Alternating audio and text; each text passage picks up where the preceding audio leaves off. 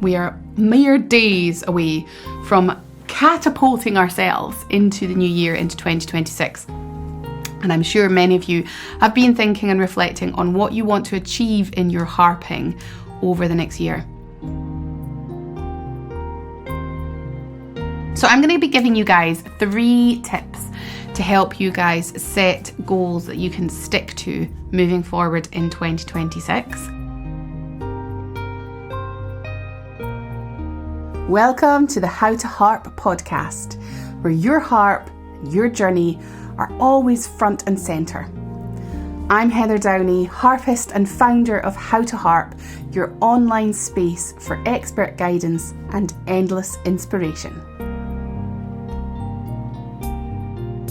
Each week, we are here to empower, inspire and encourage you, whether you're just beginning or many years into your harp adventure. From chats with world-class professionals to real stories from everyday harpists to practical tips you can use right away. This podcast is all about helping you feel happy, confident and fulfilled with your harp.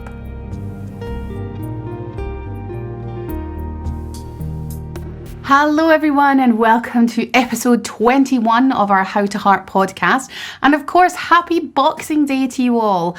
I hope you guys are having a fantastic holiday and enjoying time with your friends and families wherever you are, and I'm sending my love out to you all. It should be a lovely, peaceful and happy time for us all. I very, very much hope so.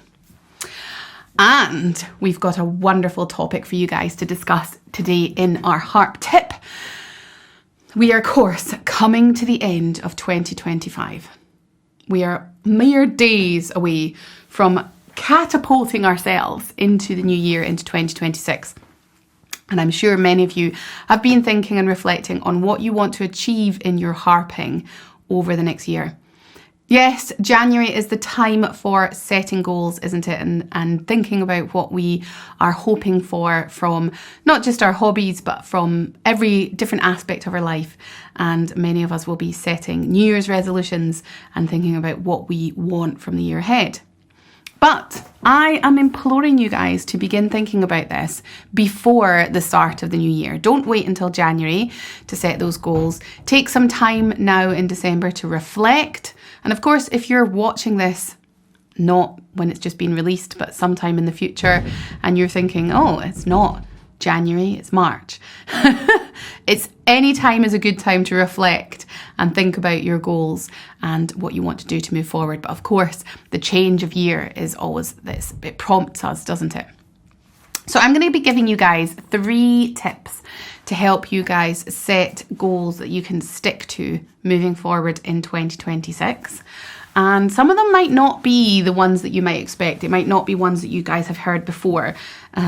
I want us to think a little bit differently. So I know that we've all thought about setting goals that have got, create times on them, make them measurable, all of these things, right? We've heard those things. I'm just going to give you guys 3 very practical tips to think about when you are thinking about your goals. So the first thing that I think is really useful for you to do is look back before you look forward. Okay, so yes, you're going to be setting goals, and yes, you're going to be thinking about the future and what you want to achieve and what you want to do. But before you start thinking about that, take a moment to consider what's happened over the last year, to reflect on things that have went well, things that haven't gone so well. And I'd really recommend that you do write this down.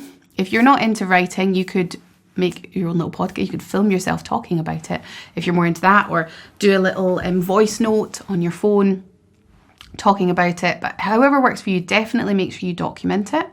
So sit down and take some time, get a hot cup of cocoa. I've got a nice cup of tea here, classic. Ask yourself, what did I want to do over the last year? Did I manage to do that? What was it that got in my way? What stopped me from achieving the goals that I had last year. And maybe you're new to the harp and maybe you're not able to reflect on your harp journey, but you can certainly reflect on yourself as a learner. You can think about what often gets in my way or what could I see that could potentially be a blockage for me. So you're asking yourself, what worked for me this year?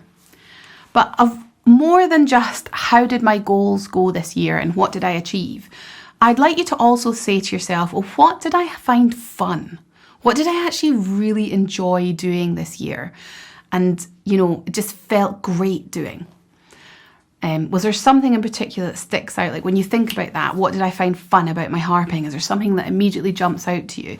And maybe it's not something that you might plan in as a goal, but perhaps it's something that you can think about using to help you achieve a goal that you're thinking about for the coming year. So what did you really enjoy? What felt fun? What did you avoid? Was there anything that you were kind of like, you knew that you should have been doing or you said you were going to do and you avoided doing that thing? What kind of avoidance tactics did you use? How did you get round allowing yourself to avoid doing that thing? How did you get round what made you procrastinate? Yeah, how did you stop yourself doing it? And why? Like really getting into why did I actually really not want to do that thing? Is it because I was scared?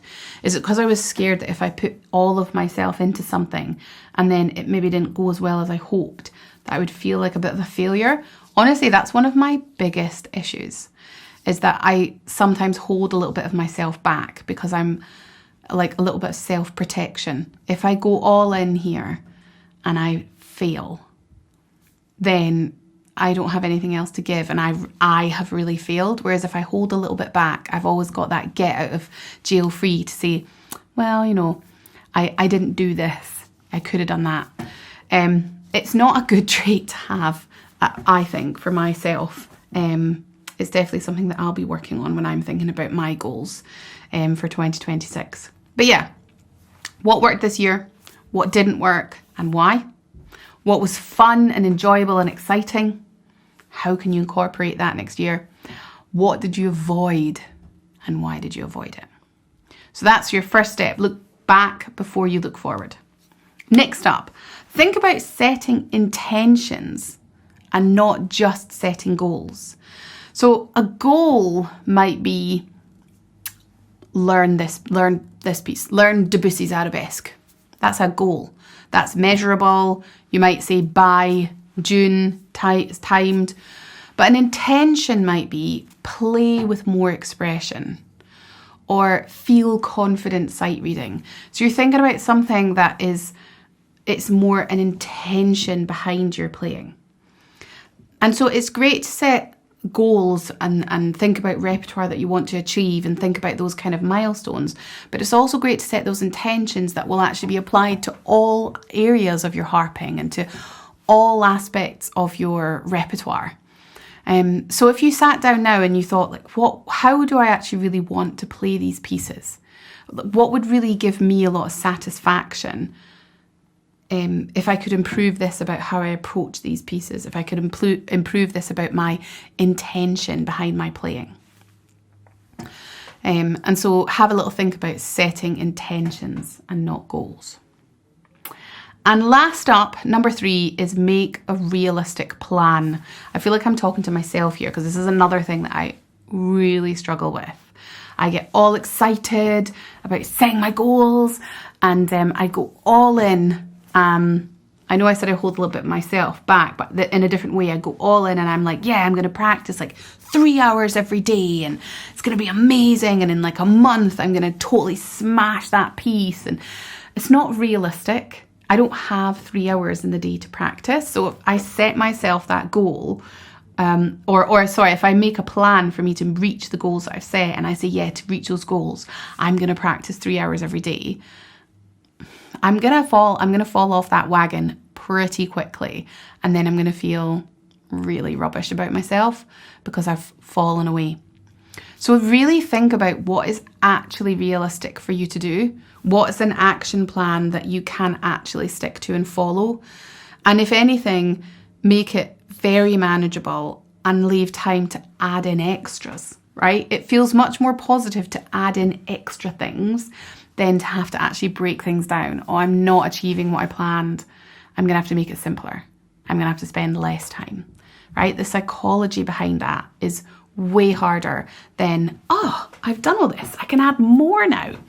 Okay, so be really realistic. Like, sit down and actually think, how much time do I need to dedicate to work? How much time do I need to dedicate to my family? How much time do I need for other hobbies? Have I got time to cook myself a nutritious meal? Right? All of these things. How much time do I actually have to plan out and to make an action plan for me achieving the goals that I want to achieve for 2026? And remember, it's not a race. Yeah? Like, we're all going to get to the places in our own time. And in actual fact, the slower you get there, arguably, the better you take it all in. So me setting myself a goal of like, I'm going to learn Debussy's Arabesque in a month and I'm going to practice 3 hours a day. I wouldn't know it anything like as well if I said I'm going to learn that piece in 6 months or 8 months and I'm going to practice for half an hour every day on it. One, it's realistic for me to achieve that action plan. And two, by doing that, I'm going to know the piece so much better by the time it rolls around for me having, achieving that goal. Now, on top of this, I just want to mention that we do have lots of goal setting sessions in the How to Harp membership. And if you're not a member and you're thinking about jumping onto your harp learning journey, then maybe it would be a great place for you to start. And we love welcoming new members in and getting really down in the nitty gritty and thinking about what you want to achieve and how we can help and support you doing that. So you might think about allowing How to Harp to support you in some of those goals and on that harp learning journey. And if you do, then I would be delighted to welcome you in. Thank you so much for listening to my solo episode. I really hope it's been helpful and I hope you have a wonderful year ahead with your harping. And I hope that next year is your best ever year for harping. And I hope it's mine too. Next week, I'll be chatting with the professional harpist Sunita Stanislaw. She's had such a varied career, playing and teaching all over the world, and she now lives in the very far north of the UK, in Shetland on Unst. Literally as far north as you can go in the UK. Tune in next week to hear all about her life and career. It was really fascinating to have a conversation with her, and I really can't wait to share it with you. If you enjoyed this episode, please do like, subscribe, comment and share it with a harp friend. It always helps us to grow the podcast and reach more harpists. Thank you so much for listening, and I'll see you all next week.